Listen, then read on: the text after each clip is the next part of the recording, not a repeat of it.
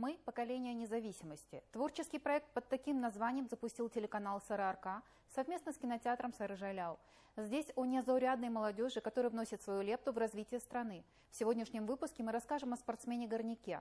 С ним под землей и на тренировках побывал мой коллега Кирилл Васильев. Там на шахте угольной паренька приметили, руку дружбы подали, повели с собой. На шахте имени Костенко этого парня приметили сразу. Высок, здоров и силен. Даниэль Диль к тому же еще и профессиональный спортсмен, победитель многих международных турниров. Не раз становился чемпионом Казахстана по спортивной акробатике, в 2019-м чемпион Азии. И все это в свои 24 года. Спортом занимается с 5 лет. Для него он как наркотик. Собственно говоря, гимнастика и подтолкнула молодого горняка к работе под землей. И вообще изначально закончил я обучение по профессии на программиста. Но так как моя спортивная карьера начала складываться очень хорошо, я не хотел заканчивать этот вид спорта, бросать свою спортивную карьеру. И пришлось искать вид деятельности, такую карьеру, где бы я смог и совмещать спорт и тренировки. Но так получилось, что моя мама работает также на этой шахте Костенко. Переговорив с руководством, с моим тренером, найдя общий язык, у нас получилось совместить и карьеру, и спорт.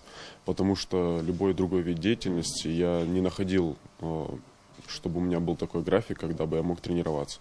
Подъем у Даниэля в 5 утра. Дома оказывается в 8 вечера. Трудится на добычном участке. Работа не из безопасных. Помимо специальных навыков, здесь необходимы внимательность и физическая выносливость. Отпахав смену, парень мчится на тренировки.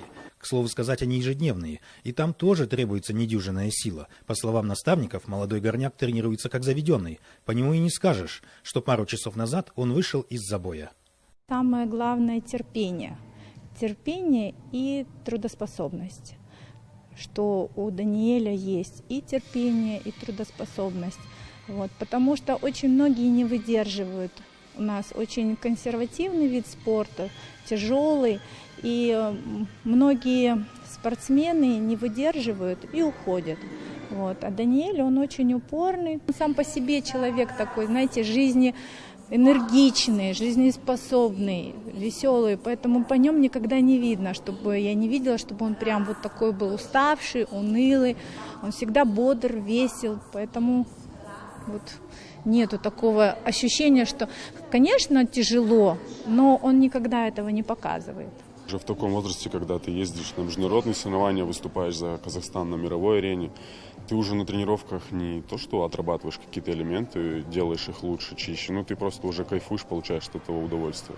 Шахтером Даниэль работает уже 4 года. По его словам, такой профессией в Караганде никого не удивишь. Ведь наш регион всегда славился угольной промышленностью. И все же друзья и знакомые, когда узнают, что он горняк, не скрывают свое уважение и восхищение. Помимо всего прочего, парень старается держать руку на пульсе общественно-политической жизни города. К примеру, в прошлом году, как член партии Нур-Отан, участвовал в праймерис, где представил свою программу. Моя программа была направлена на спорт, то есть пропаганда детского спорта в массы. То есть у нас же, как многие могут все заметить, что везде, не только у нас, в регионах особенно, много талантливых детей, но так как встает финансовый вопрос отдать ребенка в какую-либо секцию, то это становится уже не всем по силу, можно так сказать. А вот, хотели, чтобы это было доступно для всех. Так как талантливой молодежи много, и я думаю, в спорте нашей нации это очень пригодилось бы. Сейчас молодой шахтер готовится к чемпионату мира. Он должен состояться в конце июня в Швейцарии. Стоит отметить, что на первом этапе Кубка мира, который прошел в апреле в Болгарии, Даниэль со своим напарником завоевали 3-е место. Кирилл Васильев, Жайнар Жаксыбаев, Роман Копылов, телеканал СРРК.